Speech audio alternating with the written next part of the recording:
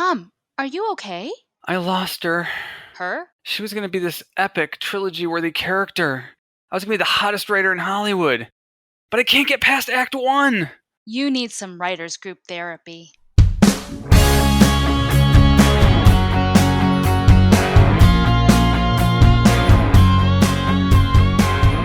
Hello, and welcome to Writers Group Therapy. I'm Tom. And I'm Roshni. We're writers helping writers. Are you ready for your session? The doctors are in. And if you like what you hear, you can find us on Twitter at WG Therapy and also online at writersgrouptherapy.com. You can also follow me. I'm at Roshni Lumino. And I'm at Tom_Loveman. And speaking of things we found an awesome writer who just released his first feature film. Welcome, Stephen Kogon. Hello, thank you for having me. I am ready for my first session. Woohoo! So I understand Dance Baby Dance, which is your new feature film. You're wearing a lot of hats in that. Why don't you tell us a little bit about the film and all the things you do in it? Sure, it is an underdog type film. Think of like Rocky, if Rocky was a tap dancer. So that's basically the story. It's about an underdog tap dancer who was trying to achieve his lifelong dreams, facing great obstacles, overcoming horrible knee injuries, and now he's at a point in his life where he's a little older than everybody else.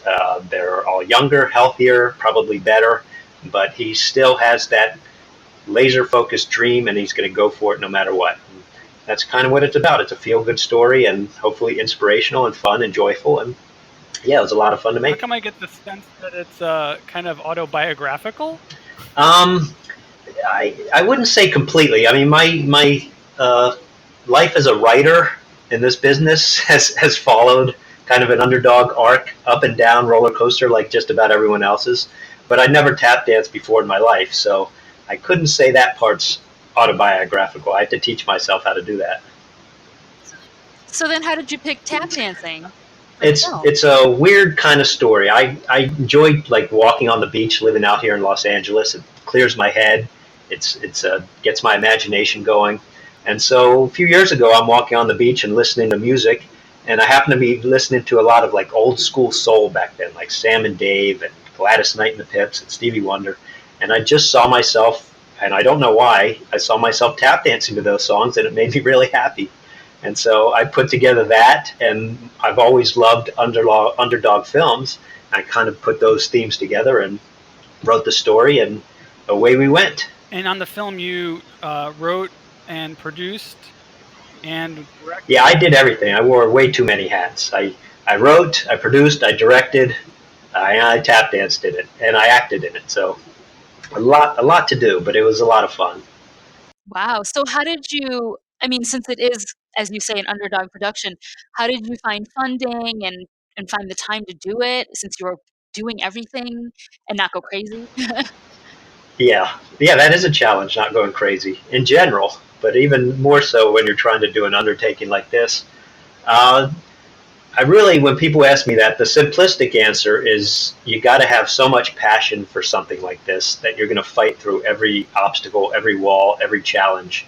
And that really was the most important thing. And then have a plan. I felt I came up with a good business plan that I could present to investors. We started with a crowdfunding. We raised $30,000 that way, and once we had some money in the bank, we were able to go to investors and not be that dreaded, first money in for them, which is a disaster for when you're talking to investors. They just hang up on you, or if they're polite, they just listen and then hang up on you. So that was important, and then it was just a matter of, like I said, going around and raising the money. Now, what I tell people, I actually wrote a book about the experience of making the film, about everything from the fundraising to the writing. We put in the shooting script with notes about every scene, but the fundraising part, I think people in my position would be most interested in, because I consider myself a horrible fundraiser, a horrible salesperson, and yet I found a way to do it. And again, it goes back to that word passion.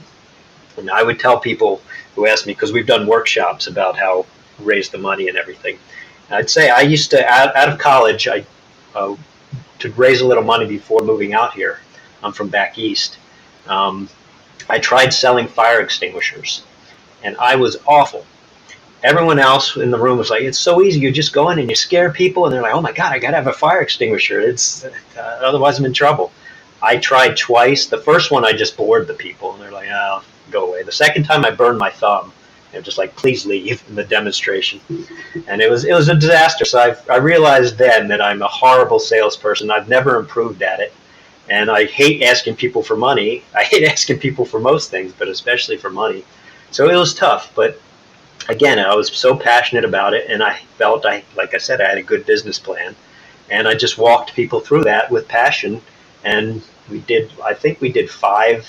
I did 5 meetings with people, um, and eventually, you start getting some, momentum and raising money, and that raises more money, and we were off and running, and that's how it happened. Wow. May I ask how much you raised total? Originally, it was 150,000 around there, Wow. and then we had some major issues with budgeting. I hired somebody who didn't know how to budget, which is a problem. So I had to raise a bunch more once we started filming, and we took off a little bit of time and did 2 pickup shots later in the year. We filmed actually back in 2016, March of 2016, and then did pickups in May and pickups in August, and then did post, and were picked up by a distributor last year and debuted this past January. Wow, that's I can relate to that very much since I'm similar with my films. I funded them all myself because I didn't want to ask other people for it. So I can understand how difficult that process is to get going, especially when you already have a little problem, doing it to begin with. So that's fantastic. So the film is now available on DVD, I believe. Is that correct? Yeah, it's available on Amazon, Amazon Prime, iTunes, Vudu, a bunch I've never even heard of. Xbox, it's available. It just came out recently on DVD. We're actually on a new channel on Roku where people can watch it for free. They have to watch commercials, but if they do have Roku, then just go there, and it's on the Indie Rights, our distributors, Indie Rights. Indie Rights Free Movies channel, and there's like hundreds of free movies there to watch. So we are one of them in the drama section and in the comedy section, and since we did a theatrical release, we're in the Arena Cinema Lounge section as well. Very cool. And you also mentioned that you're doing a new thing where you make comedy sketches for charity, which I think is actually beautiful and brilliant. So tell our listeners a little bit about that and how you got into that. Yeah, I've always done like charitable things. I run a nonprofit, literacy nonprofit for at-risk kids, and I've always wanted to give back that way. And I've always loved writing sketches and being in sketches. So I came up with the idea: what if we could have these kind of sketches where raise money just by people watching them? I hear so many people tell me, I'd love to give more to this, but I just don't have enough. And then sometimes you do give to people and they inundate you more and more, and you feel so guilty. And I don't think charity should be guilting people into giving money. You should feel good about it. So this was just an idea where you watch something for a few minutes. Hopefully it makes you laugh, and it'll raise some money for some worthy causes. So the first one we did, I utilized someone from my cast, Jim O'Hare from Parks and Recreation, and he was nice enough to do it. And this was a charity that he supported called the Tuberous Sclerosis Alliance, which I had never heard of. And he introduced me to it. It's a charity that helps kids and adults struggling with a rare disease that causes tumors in their organs. And it's a huge reason for autism, and people who deal with it the hardest, could have 20-hour seizures, and it's a really, really heartbreaking thing. So any awareness and money we're raising through these sketches is a great thing. And we'll be shooting another one very shortly, and I'm also going to do it to benefit that charity, and then future ones will benefit other charities. So once we get going, we'll really, spread it around. Is that part of your platform, or is it just something you set up that, like, money raised through the ad revenues? Yeah, it's set up by, initially it'll be sponsors giving a certain amount per view, and then once we hit the YouTube ad dollar threshold, that'll take over.